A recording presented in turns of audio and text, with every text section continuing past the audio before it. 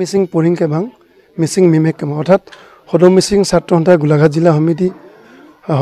সদৌ মিচিং সংগ্ৰাম সমিতি গোলাঘাট জিলা সমিতি আমি 2 নং নেঘেৰিবিলত আজি এটা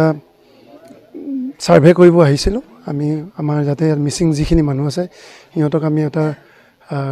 সমস্যাটোক লৈ আমি জাতীয় সংগঠনৰ দায়িত্ব কৰ্তব্য হিচাপে আমি আহিছিলোঁ ইয়াতে আহি দেখিছোঁ যে আইচ যথেষ্ট মানে এলাৰ্ট হৈ আছে এই বিষয়টোক লৈ কি হ'ব কি নহ'ব গতিকে আমি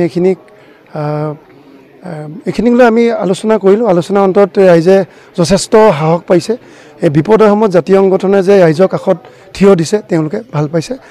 আৰু বিশেষকৈ আমি আৰক্ষী প্ৰশাসন বা আইন শৃংখলা বজাই ৰখা প্ৰশাসনক আমি আহ্বান জনাওঁ যাতে এই মানুহখিনি বৰ্তমান তেওঁলোকে এটা ভয় বা সংকট তেনেকুৱা ধৰণৰ এটা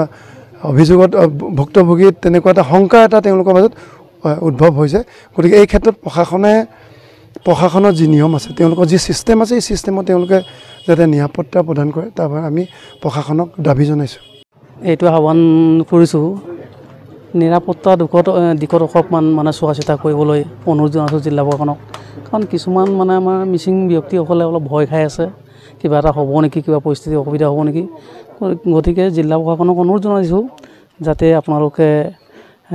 প্ৰশাসন নিশা ভাগত ৰাতি ভাগত যেনিবা আমাক অলপ চোৱা চিতা কৰিব লাগে মানে BDPয়ে কৰি আছে তাৰ লগতে যেনিবা প্ৰশাসনৰ ফালৰ পৰা যদি অলপ পহৰা দি দিয়ে তেতিয়া আমি অলপ মানে আনন্দিত হ'ম গেৰিবিল মিচিং গাঁওখনত আহি পেলাই আমি এটা কথা ইয়াতে গম পালোঁ ৰাইজৰ মুখৰ পৰা যে ইয়াত ৰাইজে অনিশ্চয়তাত ভুগিছে আৰু ইয়াত মানে ৰাতি হ'লে কি কেনেকুৱা ঘটনা হৈ যাবলৈ আছে এইখিনি কথাক লৈ পেলাই ৰাইজে যথেষ্ট শংকাত ভুগিছে আৰু ৰাইজে ইয়াত ৰাতি VDP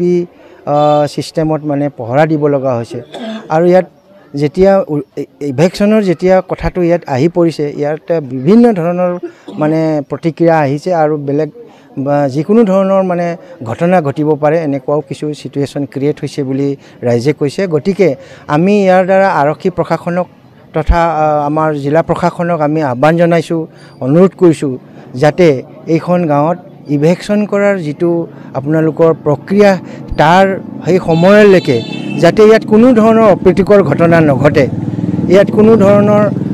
সাম্প্ৰদায়িকেই হওক বা অন্যান্য ধৰণৰ চিটুৱেশ্যন ক্ৰিয়েট নহয় সেই তাৰ কাৰণে আপোনালোকে শান্তিপূৰ্ণভাৱে এই অঞ্চলটোক ৰাখিবৰ কাৰণে প্ৰশাসনৰ তৰফৰ পৰা ব্যৱস্থা কৰিব বুলি আমি আহ্বান জনাইছোঁ বিশেষকৈ নিশাৰ ভাগত ইয়াত অন্য ধৰণৰ চিটুৱেশ্যন ক্ৰিয়েট হ'বলৈ আৰম্ভ কৰিছে বুলি কৈছে আমি এইটো মুকলিকৈ ক'ব বিচৰা নাই গতিকে প্ৰশাসনে নিশ্চয় বুজি পাইছে গতিকে ইয়াত আহি পেলাই প্ৰশাসনে এই ব্যৱস্থাখিনি টেকুল কৰিব লাগে বুলি আমি আশা কৰিছোঁ আপুনি বিচৰা বাতৰি পাব কেৱল নিউজ 18 এপত নিউজ 18 এপ ডাউনলোড কৰিবলৈ স্ক্যান কৰক এই QR কোড গুগল প্লে ষ্টৰতো পাব এই নিউজ 18 এপ